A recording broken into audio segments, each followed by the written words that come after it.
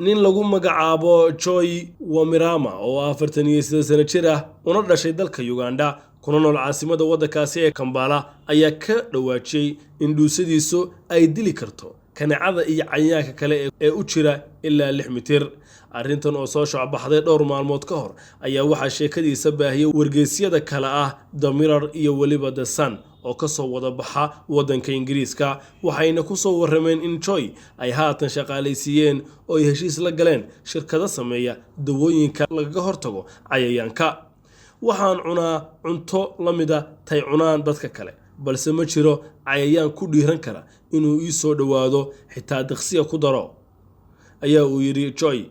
ninkan oo aad looga yaqaan magaalada Kampala ayaa waxa uu inta raaciyay in maalin walba uu qubaysto si la mid ah dadka kale. neeftayda waa mid la mid ah dadka kale balse waxay khatar ku tahay cayayaanka iyo kaneecada ayaa uu sii raaciyay hadalkiisa.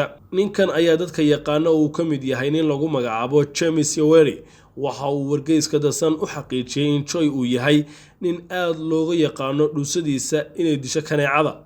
marka uu Joy nala joogo dhammaanteen waxaan ognahay in kaneecada iyo cayayaanka kale aanan lagu arag agaarkiina.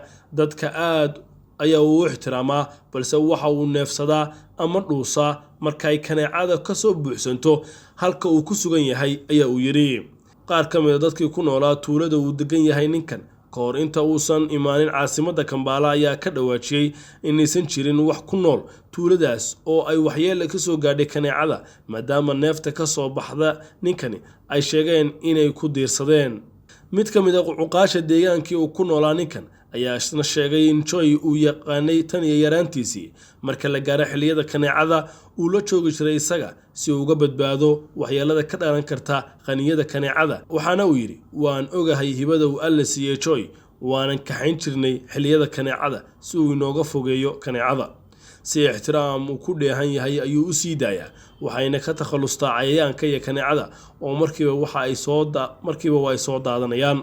walow aan si madax bannaan loo xaqiijin karin saxaanshaha arrintan ayaa haddana wargeyska The Sun waxa uu sheegay in sidoo kale uu waraystay dad aqoon u leh ninkan waxaanse aan la ogeyn sababta keentay in neefta ninkani ay noqoto mid dili karta cayayaanka maadaama uu sheegay isaguba in neeftiisu ay la mid tahay taa dadka kale. hase yeeshee arrintan ayaa waxa ay dood iyo maadeys ka dhex abuurtay baraha bulshada ee dalka Uganda waxayna dad badan sheegeen inay tahay arrin lala yaabo isagoo isweydiinaya waxay neeftiisa kaga duwan tahay tan dadka kale. waxyeelada ka dhalata kaneecada ayaa dhibaato ba'an ku haysa qaaradan madow ee Afrika. haddiise ay dhab noqoto arrintan waxaa muuqata in xal kale loo helay waxyeelada kaneecada iyo cayayaanka.